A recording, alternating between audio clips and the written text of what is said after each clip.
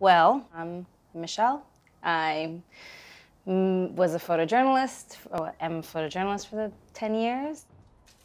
I always sort of documented all aspects of my life. So since I was 9, I had this like giant Rubbermaid bin full of like journals that I sort of collect. I have like 30 or 40 journals in this bin. Mostly it's like self-reflective stuff, I guess, because I think everything feeds into your work creatively. I always have a notebook and a camera.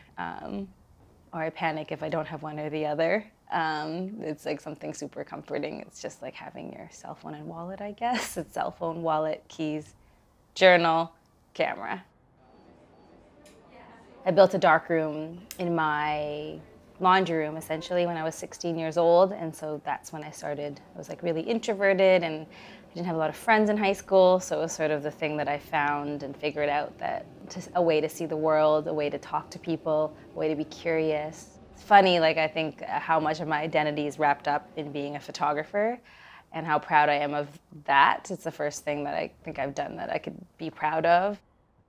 Being self-reflective can be a good and bad thing, I think. It's not, sometimes it's like you overthink things and overprocess things and you just need to go for it.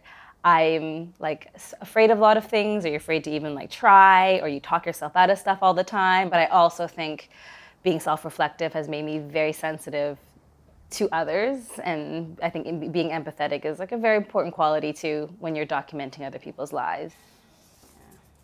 Storytelling and story has always been the thing I loved, but people has always been the thing that I've been most curious about.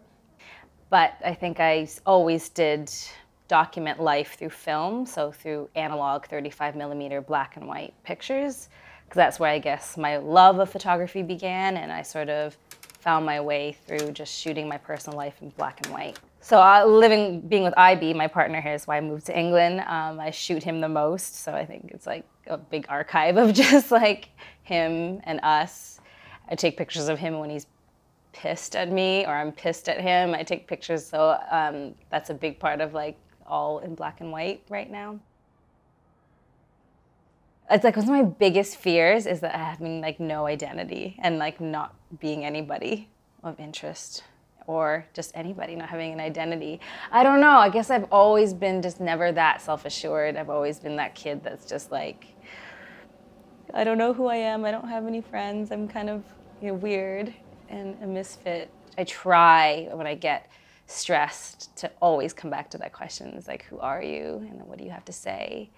Like, what do I give a shit about? And for that to be reflected in what I do or work.